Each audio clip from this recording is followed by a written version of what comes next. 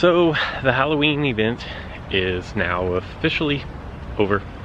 I hope that you guys were able to get everything that you wanted, at least make progress towards things that you wanted to do. And while on the surface it looks like this week is kind of a letdown, I mean, you can't have extravaganza weeks every single week. But we do have a few things going on, and actually I think if you scratch under the surface that you will actually find this week could prove to be a very important week as far as accumulating some much needed DNA. There was a little basic one-step tower back there that I'm going to bring out my newly formed level 23 Indoraptor into and just completely obliterate the two dinosaurs, Allosaurus and Gorgosaurus. I always get Gorgosaurus and Gorgosuchus mixed up. Not that they're anything alike, I just get them mixed up, but that tends to happen fairly often. And the funny thing is this week you're going to have the opportunity to get more Allosaurus DNA. And I don't know if people are really excited about that. I'm kind of torn between whether I should keep saving my Allosaurus, because I don't feel like I'm ever going to get enough Sinoceratops for any of my additional Allosaurus to matter. But as you can see, that was super easy. I don't anticipate anybody really having any trouble taking down this tower. We do get fierce creatures this week. This is a pretty low level incubator here, so I'm not expecting just a whole heck of a lot, but Nundasuchus is actually pretty nice. Gorgosaurus, which we just had the opportunity to get last week.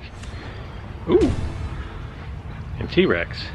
I'm 100% A-okay with additional T-Rex. It always comes in handy. If we are to look at the dinosaurs of the week for this week, we have on, and I'm gonna have to go to my little screen here, and it's extremely bright outside. I apologize, I can't really even see my screen. I need to get in the shade. But we have Diplocalus for the commons. We're gonna start with the commons. We have Diplocalus, which creates a hybrid, and like I said, I'm really struggling to see my screen here. So Diplocalus this is for Monday and Tuesday for the commons. Creates a hybrid of Diplotator, and Diplotator is actually pretty decent. It's relatively easy to level up, so if you are looking for a dinosaur to, you know, I wouldn't dump a ton of resources into this, but if you're looking for a dinosaur that's easy to level up and you don't want to spend a lot of coin to get those level ups, Diplocalus will help you out in the earlier levels, the earlier arenas. As you start getting higher up in the levels, Diplocalus loses some of its value, but if you can keep it over leveled, remember over leveled is, I would say, like probably 2 levels above your team level, then you can continue to use it pretty high up. Again, I wouldn't dump a lot of resources into this dinosaur though, if all that makes sense. And then additionally, we have, I don't know why I can't remember what all we have. Oh, like one of the most important dinosaurs in the game currently, Stegosaurus. Stegosaurus makes 2 different hybrids, the Stegoceratops and the Stegodius. I would say I'd just start as much as you can, because both of these dinosaurs are good. Once you start getting up into higher levels, you're definitely going to want Stegodius, but Stegoceratops carried me a long way before I got to a point where I could start leveling up Stegodius. And in fact, my Stegoceratops is level 19 now, and even where I'm at, and I've peaked out at like 4,600 trophies, I'm down a little bit from where I was at my high, but I even see Stegoceratops at level 23. And I don't know that I would necessarily recommend going quite that high, because Stegoceratops actually is a key ingredient for Monostegotops, which is a nice dinosaur as well. But that's for you guys to decide which way you want to take your team. Just know that Stegosaurus is really good DNA, and I probably wouldn't pass up on any of that. And that just kind of goes in general. If I'm walking around and it's not an event, I'm probably going to go ahead and pick up Stegosaurus DNA on the reg. And finally, the third common dinosaur that you're going to have the opportunity to dart this Monday and Tuesday is Monolophosaurus Gen 2. Now, again, another hybrid key ingredient is Monolometrodon, which, if you will remember, is the only current legendary that is comprised of two common dinosaurs. It's okay. You know, the damage is pretty underwhelming, quite honestly. But again, if you are in lower levels, Monolophosaurus Gen 2 and its buddy, I'm gonna have to look because I don't remember. I think it's Dimetrodon Gen 2. In fact, I'm pretty sure it is. Are both really easy to accumulate. Now, it does take 500 DNA per fusion, so if you're at lower levels, it may take you a little while to rack up that kind of total. But again, this is not a legendary that I would be interested in dumping a whole lot of resources into, but it's definitely good enough that if you wanted to start the game off and get a couple levels into it, I think you could do a lot worse with your coins and your DNA. But I wouldn't be interested in trying to take this dinosaur up to like 22, 23. I think if you wanted to take it to 20, that's probably as high as you would ever need to go. And I think unlocking it at 16, maybe going 17 or 18 is probably good enough for that dinosaur. So it's gonna take us into Wednesday, Thursday, and Friday, and we're gonna have 5 different rare dinosaurs to attempt to dart. And unlike the commons, where they all have a hybrid, only one of this week's rares currently has a hybrid, and it's a you're gonna have level 20 on this hybrid, and this is what I call the unicorn of Tujangosaurus. Now, Tujangosaurus needs to be at level 20 for the Toromoloch and the Diorajosaurus. For me personally, that's where I think it's 30 of my attempts, maybe it's 60. Let me check on that. I was correct, it is 30. That's where all 30 of my attempts are gonna go, if at all possible. You know, Tujangosaurus on its own is actually not a bad dinosaur. Superiority Strike, Thagomizer, which is going to allow you to decrease the speed of your opponent, Distracting Strike, which is going to reduce the damage of your opponent.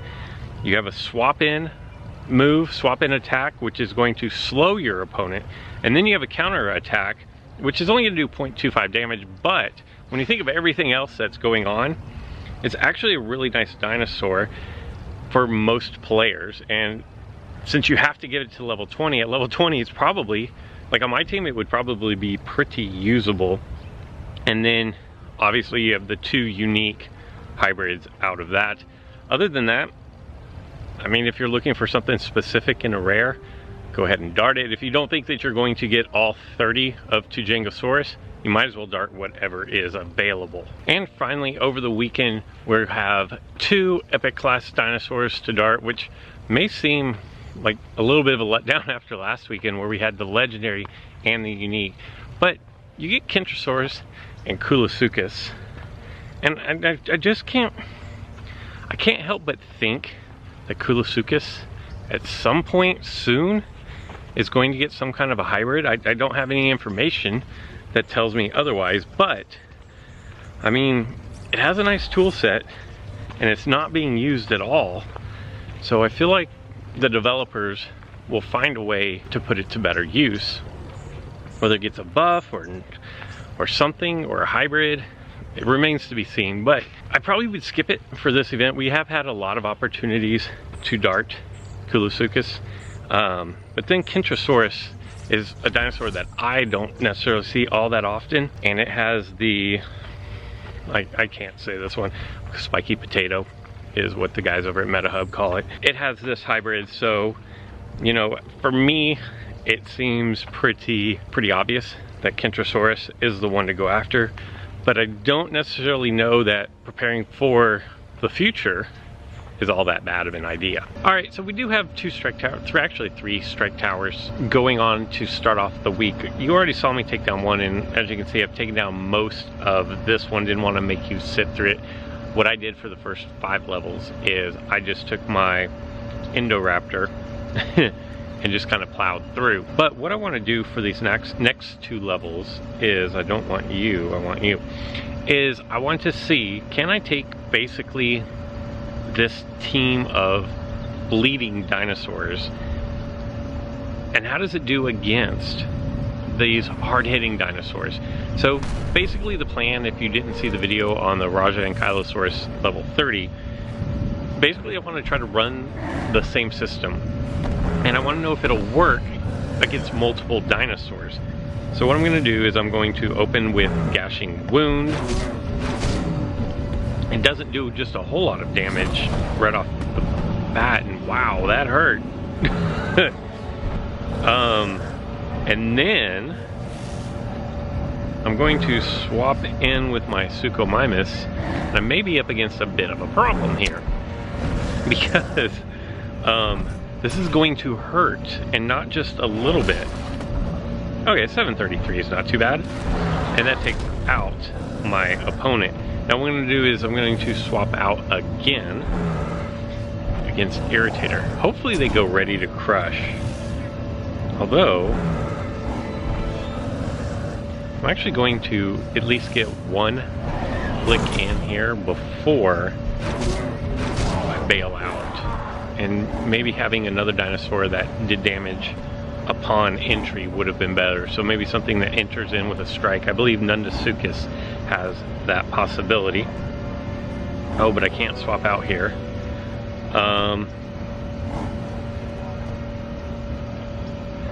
This may not go exactly according to plan. Damage over time is definitely going to make that potential.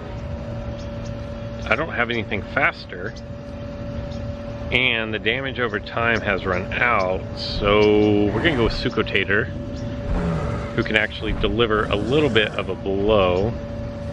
And in fact, I think I want to take the 90% reduction, although I don't know why I want to take the 90% reduction. Oh. This is not going to end well. I probably should have done speed up, and then, because this could hurt. That's not too bad. Not too bad. I haven't put a whole lot of resources into these dinosaurs, so they could be pretty close to on par with what you currently have. Obviously, if you have much stronger dinos, I would highly recommend just going after the much stronger dinos. You know, you can use these towers to help teach you how to use other dinosaurs, or you can just plow right through them. It's kind of whatever it is that you want to do. I'm going to try this again because I have a dinosaur to play with, and I'm not really in any danger of losing the battle. I just wanted to see how much damage over time. Okay. And Gorgosaurus is pretty slow, so that means that even though I'm not going to do a whole lot of damage here, I'm still going to get the knockout. So not too bad, not too bad. I believe that Ludia recommends using faster dinosaurs. I could definitely drop in my raptors. My raptors are all level 15.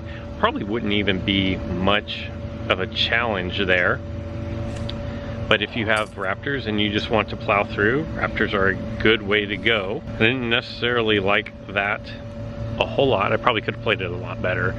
But with the rares and definitely with the common towers, as long as you're not brand new to the game, you should be able to take these down fairly easily.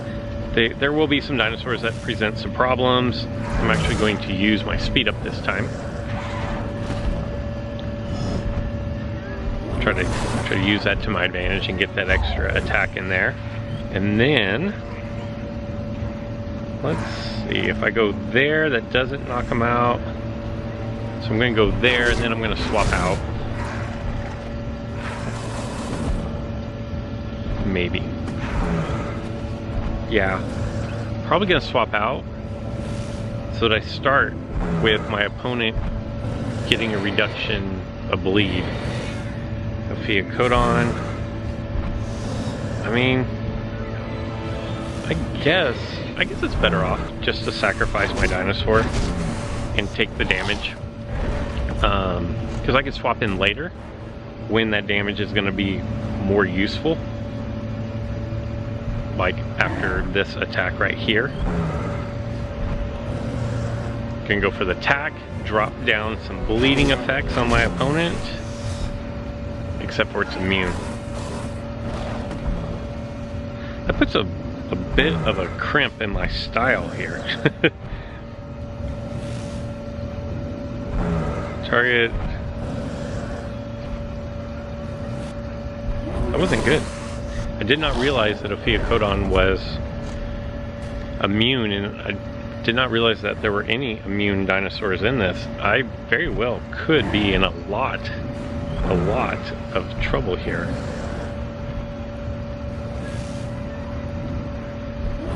Wow. Monomymus is, or Suchomimus is so weak.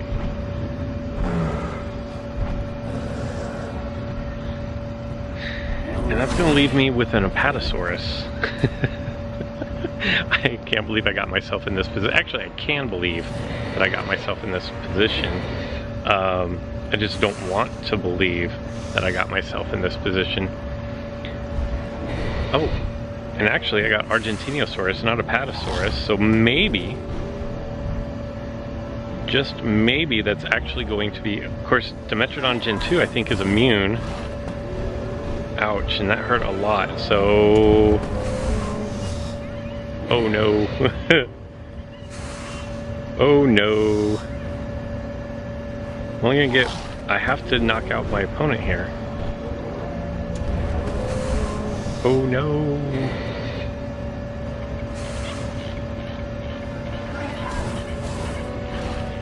No.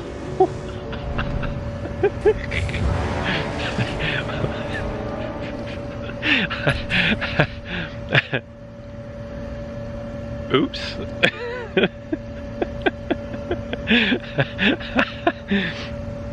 That's pretty funny. I'm not going to lie. Just for that. Like I just...